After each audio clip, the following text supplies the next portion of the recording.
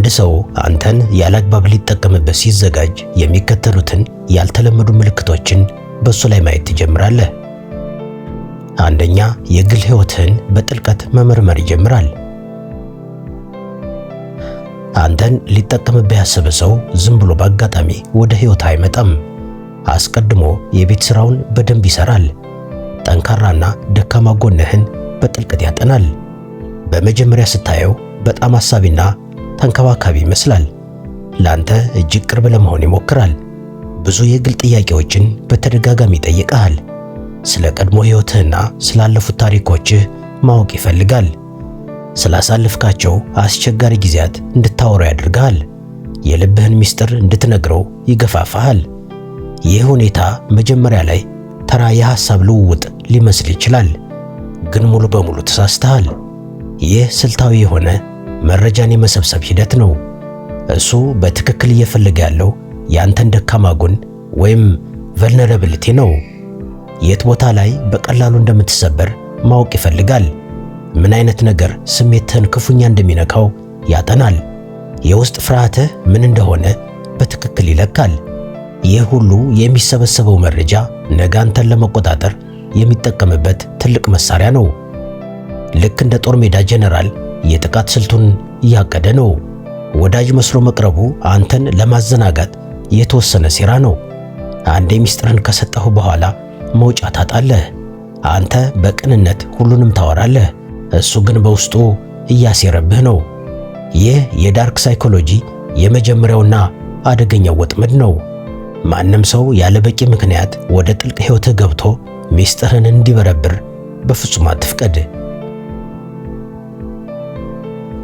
ይህ ሰው ያንተን ታሪክ ሰምቶ ዝም አይልም። የነገርከውን እያንዳንዱን መረጃ በራሱ መንገድ ይተነትነዋል። በተለይ ያንተን ጥልቅ ሕመም፣ ብቸኝነት ወይም የገንዘብ ችግርና የፋይናንስ ጉዳዮች በጥንቃቄ ይመዘግባል። ከሌሎች ሰዎች ጋር የነበረህን መጥፎ ግንኙነት መስማት ውስጡን ያስደስተዋል። ምክንያቱም ያንተ ቁስል ለሱ ትልቅ በር ከፋች ነው። ቀስ በቀስ ልክ ያንተን የሚመስል ባህሪ ማሳየት ይጀምራል። አንተ የምትወደውን እወዳለሁ ይላል፣ አንተ የምትጠላውን ደግሞ እጠላለሁ እያለ ይስማማል። ይህ የዳርክ ሳይኮሎጂ ቴክኒክ ሚረሪንግ ይባላል። ራስህን በሱ ውስጥ እንድታይ አድርጎ አእምሮህን ያታልለዋል። በቃ እውነተኛ ወዳጅህ እንደሆነ ታስባለህ፣ ታምናለህ። ይህ ግን እጅግ ጥልቅ ማታለያ ነው። እሱ አንተን እየመሰለ ያለው አንተን በቀላሉ ለመምራት ነው። ያንተን ሙሉ አመኔታ ማግኘት ለሱ ትልቁ ድል ነው። አንዴ ሙሉ በሙሉ ካመንከው በኋላ የፈለገውን ሊያደርግ ይችላል። የልብህን በር ከፍተህ ስታስገባው፣ እሱ ግን በሩን ከውስጥ ለመቆለፍ እያሰበ ነው። ይህን ያልተለመደ የባህሪ መመሳሰልና ጥልቅ ምርመራ ስታይ ነቅተህ ጠብቀው። የዚህ ሰው ዋና ዓላማው አንተን መጥቀም ሳይሆን በአንተ ሕይወት መጠቀም ነው። ሁለተኛ፣ በረቂቅ መንገድ የቅርብ ሰዎችህ እንዲርቁህ ያደርጋል። አንተን ለራሱ ጥቅም መዋል የሚፈልግ ሰው አንድ ትልቅ እንቅፋት ከፊቱ አለው። እሱም በዙሪያህ ያሉ ጠንካራ ወዳጆች ናቸው። ቤተሰቦችህ፣ እውነተኛ ጓደኞችህ ወይም መልካም የሆኑ የሥራ ባልደረቦችህ ለሱ ትልቅ ስጋት ናቸው። ስለዚህ የሱ የመጀመሪያ ሥራ አንተን ከነዚህ ሰዎች መነጠል ነው። ግን ይህን የሚያደርገው ጮክ ብሎ ወይም በግልጽ አይደለም። እጅግ በረቀቀና በማይታወቅ መንገድ ነው። ስለ ጓደኞችህ መጥፎ ነገር በቀጥታ ፊት ለፊት አይናገርም። ይልቁንም ጥርጣሬን በውስጥህ ቀስ ብሎ ይዘራል። ያ ጓደኛህ ግን ለምን እንዲህ አደረገ ብሎ ትንሽ ጥያቄ ያነሳብሃል። ወይም እኔ በሆን ለአንተ እንዲህ አላደርግም ነበር በማለት የጓደኛህን ወይም አንድ በዙሪያህ ያለ የቅርብ ሰውን ትንሽ ስህተት አግዝፎ ያሳያል። አንተ ሳታውቀው በቅርብ ሰዎች ላይ እንድትጠራጠር ያደርግሃል። የሰዎችን መጥፎ ጎን ብቻ እንድታይ ጥቁር መነጽር ያጠልቅልሃል። አንተም ቀስ በቀስ ሰዎችን መጠራጠርና ከዙሪያ ማራቅ ትጀምራለህ። እሱ ግን ይህን ሁሉ የሚያደርገው አንተን ከልቡ እንደሚወድ አስመስሎ ነው። እኔ እኮ ላንተ አስቤ ነው የሚል ተደጋጋሚ ቃል ይጠቀማል። ይህ ግን እጅግ አደገኛ የሆነ የመነጠል ወይም አይዞሌሽን ስልት ነው። ዋና ዓላማው አንተን ከሁሉም አራርቆ ብቻህን ማስቀረት ነው። ብቻህን ስትሆን ለሱ በጣም ቀላል ኢላማ ትሆናለህ። በሚከብድህ ጊዜ የሚከላከልልህ ሰው አይኖርም። እውነተኛ ምክር የሚሰጥህ ሰው ታጣለህ። ሙሉ በሙሉ በሱ ላይ ብቻ ጥገኛ እንድትሆን ያደርግሃል። ይህ የዳርክ ሳይኮሎጂ ቁንጮና አደገኛው ደረጃ ነው። ጠንካራና ማህበራዊ የነበርከውን ሰው ቀስ ብሎ አቅም አልባ ያደርግሃል። በዙሪያ ያሉ ሰዎች ሁሉ ጠላቶችህ እንደሆኑ አድርገህ እንድታስብ ጭንቅላትን ያጥበዋል። አንዴ ከሁሉም ሰው ጋር ከራቅክ በኋላ የእሱ እውነተኛ ባህሪ መውጣት ይጀምራል። አሁን ለእሱ ጥገኛ ስለሆንክ የፈለገውን ትዕዛዝ ይሰጣል። እሱ የሚፈልገውን ነገር ካላደረግክ ደግሞ አንተን ጥሎህ እንደሚሄድ በተዘዋዋሪ ያስፈራራሃል። በውስጥህ የብቸኝነት ፍርሃት በርትቶ ስለሚሰማ እሱ ያለህን ሁሉ ያለማመንታት ትፈጽማለህ። የገዛ ሕይወትህ መሪ መሆንህን ሙሉ በሙሉ ታቆማለህ። የእሱ መጠቀሚያ መሳሪያ ብቻ ትሆናለህ። ስለዚህ ማንም ሰው ባንተና በምትወዳቸው ሰዎች መሃል ገብቶ ጥርጣሬ ሲዘራ ስታይ ቆም ብለህ አስብ። ይህ ሰው ለአንተ አስቦ ሳይሆን አንተን ለብቻ ነጥሎ ሊጠቀምብህ እያሰበ ነው። ሶስተኛ፣ ስለ ወደፊቱ ጊዜ የተጋነነ የውሸት ተስፋ ይሰጥሃል። አንተን ያላግባብ ሊጠቀምብህ የፈለገ ሰው የነገውን ቀንህን እንደ ትልቅ ማጥመጃ ይጠቀመዋል። ይህ በዳርክ ሳይኮሎጂ እጅግ አደገኛ የሆነና ፊውቸር ፌኪንግ በመባል የሚታወቅ ስልት ነው። ገና በደንብ ሳትተዋወቁ ስለ ወደፊቱ ጊዜ አብዝቶ ያወራሃል። አብራችሁ ስለምትሰሩት ትልቅ ቢዝነስ ይነግርሃል። አብራችሁ ስለምትደርሱበት የስኬት ማማ በትልቁ ይስልልሃል። አንተን ምን ያህል ከፍ ወዳለ ደረጃ ሊያደርስህ እንደሚችል ደጋግሞ ይገልጽልሃል። አእምሮህ ውስጥ እጅግ ማራኪ የሆነ የነገ ምስልን ይፈጥርልሃል። አንተም ይህን ስትሰማ ሰውየው ትልቅ ራዕይ ያለውና ለአንተም አሳቢ እንደሆነ ታስባለህ። ነገሮች ሁሉ አልጋ ባልጋ እንደሚሆኑልህ ታምናለህ። ነገር ግን ይህ ሁሉ የውሸት ተስፋ ነው። እሱ ስለ ነገ የሚያወራህ የዛሬውን ዕቅዱን ለማሳካት ብቻ ነው። አእምሮህን በነገው ጣፋጭ ህልም አደንዝዞ የዛሬውን እውነታ እንድትዘነጋ ያደርግሃል። አንተ ትኩረትህ ሁሉ ወደፊት በሚመጣው ትልቅ ስኬት ላይ ይሆናል። እሱ ግን በዚህ መሃል የራሱን ድብቅ አጀንዳ ያሳካል። ይህ ሰው በተግባር የሚያሳየው ምንም ነገር የለም። ቃላቶቹ ግን ማር የተቀቡና ጣፋጭ ናቸው። ህልምህን እንደ ትልቅ የጦር መሳሪያ ይጠቀመዋል። አንዴ በሱ የውሸት ተስፋ ከሰከርክ በኋላ የማመዛዘን አቅምህን ታጣለህ። ይህ የውሸት ተስፋ ዝም ብሎ የተዘራ ተራ ወሬ አይደለም። አንተን በደንብ አጥምዶ ለመያዝ የተዘረጋ ትልቅ መረብ ነው። አንዴ በሱ የነገ ህልም ውስጥ ከገባህ በኋላ ጥያቄዎቹ ይጀምራሉ። ያንን ትልቅ ህልም ለማሳካት በሚል ሰበብ ዛሬ ካንተ የሆነ ነገር ይፈልጋል። ጊዜህን፣ ጉልበትህን ወይም ገንዘብህን ያለምንም ማመንታት ትሰጠዋለህ። ምክንያቱም አንተ የምታስበው ነገ ስለሚመጣው ትልቅ ትርፍ ነው። እሱ ግን የሚፈልገው የዛሬውን ጥቅም ብቻ ነው። አንተን እንደ መሰላል ተጠቅሞ የራሱን ግብ ይመታል። የገባልህ ቃል ኪዳን መቼም ቢሆን መሬት ላይ አይወርድም። የሆነ ነገር ሲበላሽ ሁልጊዜ ተጠያቂው ሌላ ሰው ወይም ሁኔታዎች ይሆናሉ። አንተ ደግሞ ነገ ይስተካከላል እያልክ በከንቱ ትጠብቃለህ። ይሄው ተስፋህ እያታለለ በሱ ቁጥጥር ስር ለረጅም ጊዜ ትቆያለህ። አንተን አሟጦ እስኪጨርስ ድረስ አዳዲስ የውሸት ተስፋዎችን እየፈጠረ ያቆይሃል። በመጨረሻም ከሱ የምታገኘው ምንም ነገር እንደሌለ ስትነቃ ጊዜው በጣም ረፍዶ ይሆናል። ስለዚህ አንድ ሰው ገና በጠዋቱ ስለማታውቀው የነገ ስኬት አብዝቶ ሲነግርህ አትዘናጋ፣ አትታለል። እሱ እየተዘጋጀ ያለው አንተን ወደፊት ሊጠቅምህ ሳይሆን ዛሬ ሊጠቀምብህ ነው።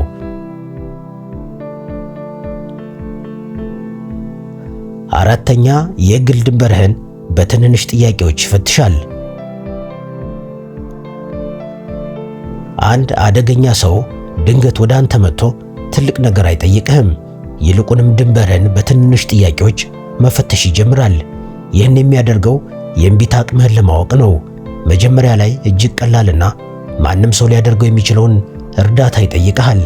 ምናልባት ትንሽ ብድር ሊሆን ይችላል፣ ወይም ቀላል የሆነ ሥራ እንድትሰራለት ይጠይቅሃል። አልፎ ተርፎም ጊዜህን በማይረባ ምክንያት ይሻማል። እነዚህ ሁሉ ነገሮች በጣም ትናንሽ ስለሆኑ እምቢ ማለት ይከብድሃል። አንተም በቅንነት ትተባበረዋለህ። እሱ ግን ይህን የሚያደርገው አንተን ለማጥናት ነው። የትኛው ላይ አዎ እንደምትልና የትኛው ላይ ደግሞ እንደምትቆጣ ወይም አይሆንም እንደምትል ይገመግማል። የግል ድንበርህ ምን ያህል የላላ ወይም የጠነከረ እንደሆነ ይፈትሻል። አንተ ትንሽ ነገር ስለሆነ ችላ ስትለው፣ እሱ ግን ትልቅ መረጃ እያገኘ ነው። ለሱ እያንዳንዱ ያንተ ፈቃደኝነት አረንጓዴ መብራት ነው። እነዚህ ትናንሽ ጥያቄዎች በዳርክ ሳይኮሎጂ ፉት ኢን ዘ ዶር ቴክኒክ በመባል ይታወቃሉ። አንዴ በትንሹ በር ካስከፈተ በኋላ ሙሉ ቤቱን ለመቆጣጠር ይዘጋጃል። አእምሮህን ለትልቁ ብዝበዛ ቀስ በቀስ እያለማመደው ነው። አንዴ ትንንሾቹን ጥያቄዎች ከተቀበልክ በኋላ ነገሩ እዛ ላይ አይቆምም።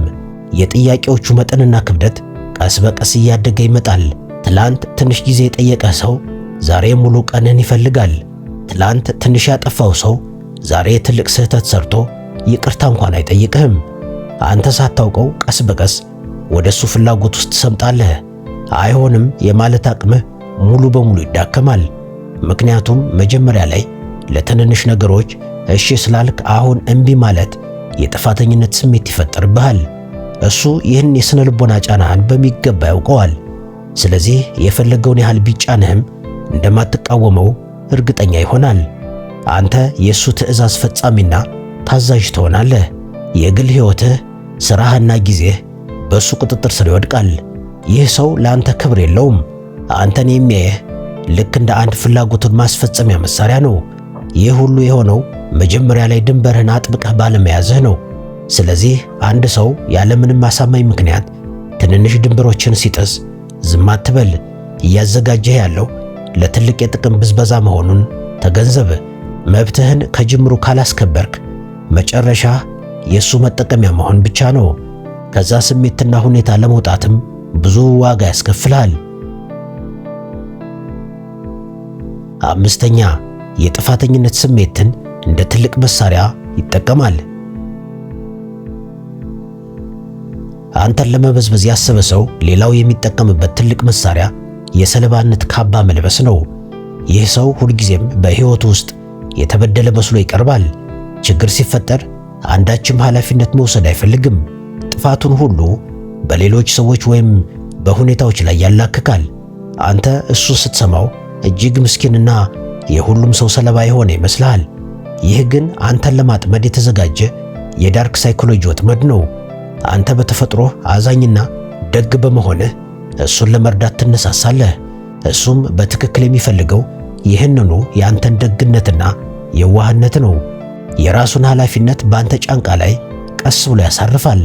አንተን እንደ አዳኝ አድርጎ ስለሚስልህ በኩራት እሱን መሸከም ትጀምራለህ። የሆነ ስህተት ሰርቶ ልትገስጸው ስትሞክር ወዲያውኑ ታሪኩን ይቀይረዋል።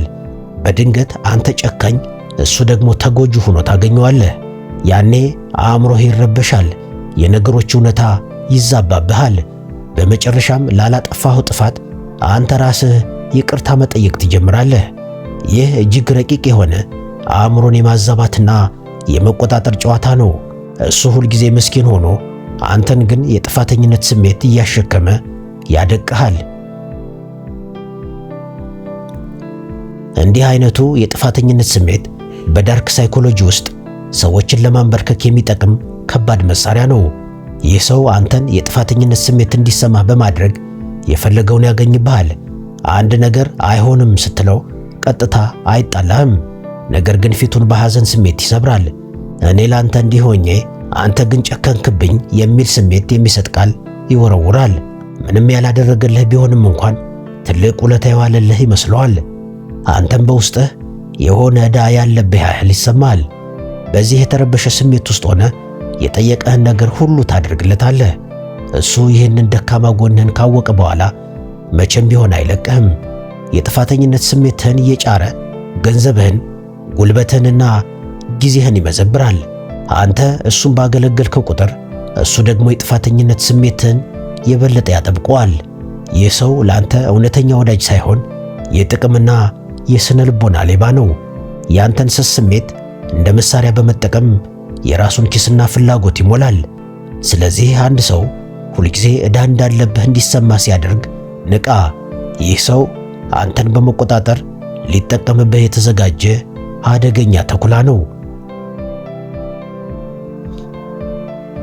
ስድስተኛ ያልተጠበቀና የሚለዋወጥ ባህሪ ያሳያል።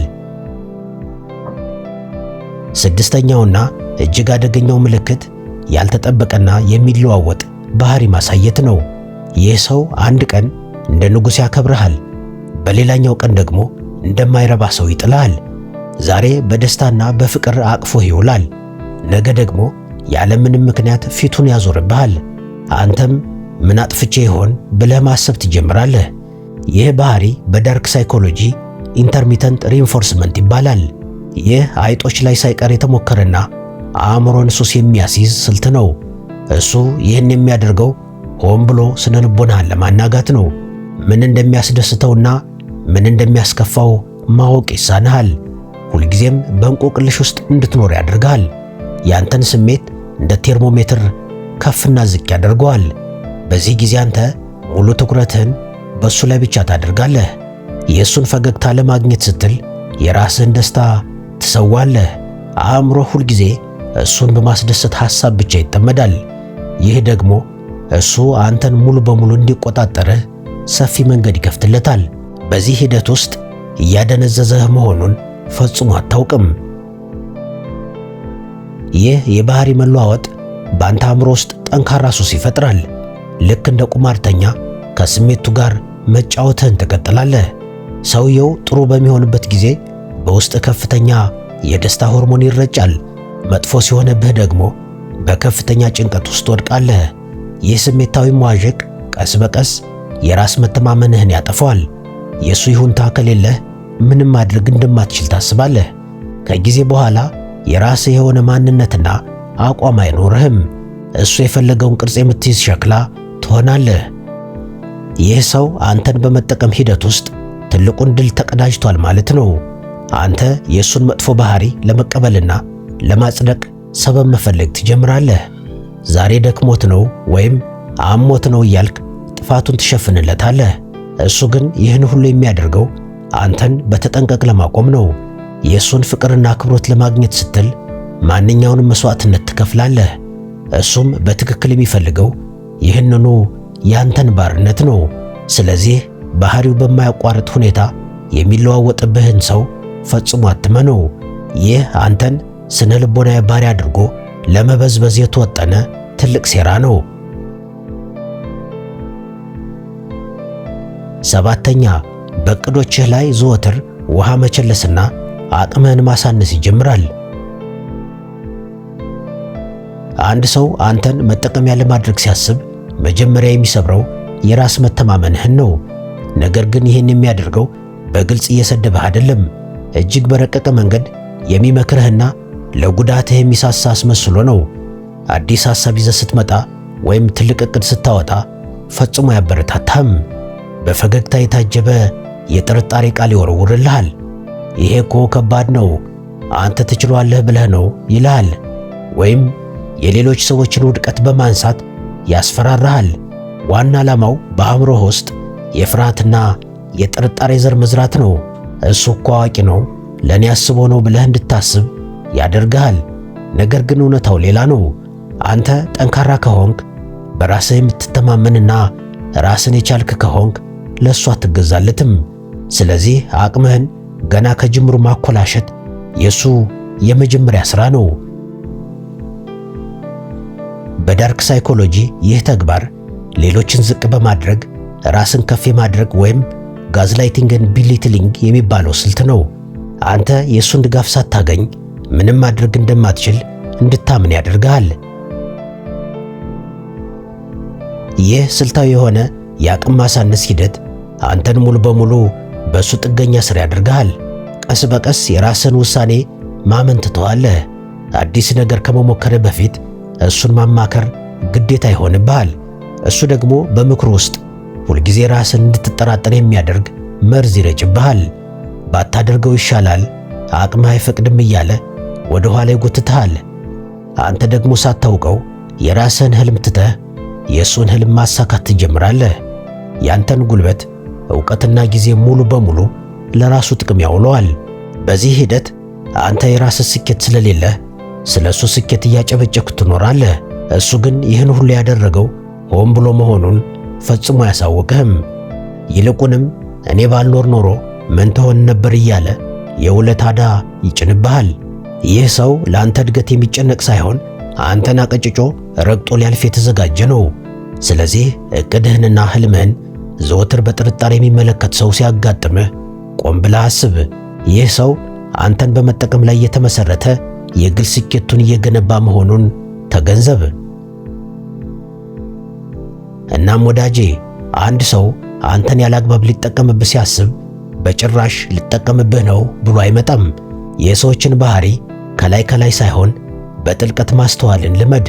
ከነዚህ ሰዎች ራስን ለመጠበቅ የመጀመሪያው ትልቁ መሳሪያ ንቃት ነው። የግል ድንበርህን አጥብቀህ ያዝ። ማንም ሰው ያላግባብ እንዲጥሰው አትፍቀድ። አይሆንም ወይም እምቢ ማለትን እንደ ትልቅ መብትህ ተጠቀምበት። የራስን ዋጋ ወቅ። ማንም ሰው በሕይወትህ ላይ አዛዥ እንዲሆን አትፍቀድ። ዛሬ የነገርኩህን ምልክቶች በአንድ ሰው ላይ ስታይ ሰውየው ምንም ያህል ማራኪና የቅርብ ቢመስልም እርምጃህን አስተካክል። ግንኙነቱን ገደብ አብጅለት ወይም ሙሉ በሙሉ ራቅ። አንተ የራስህ ሕይወት ጌታ እንጂ የማንም መጠቀሚያ መሳሪያ አይደለህም። ስለዚህ ዓይንህን ግለጥ፣ አእምሮህን አዘጋጅ እና ከእንደዚህ አይነት አደገኛ የስነ ልቦና ሌቦች ራስህን ጠብቅ። እስካሁን አብረኸኝ ስለነበርክ ከልብ አመሰግናለሁ።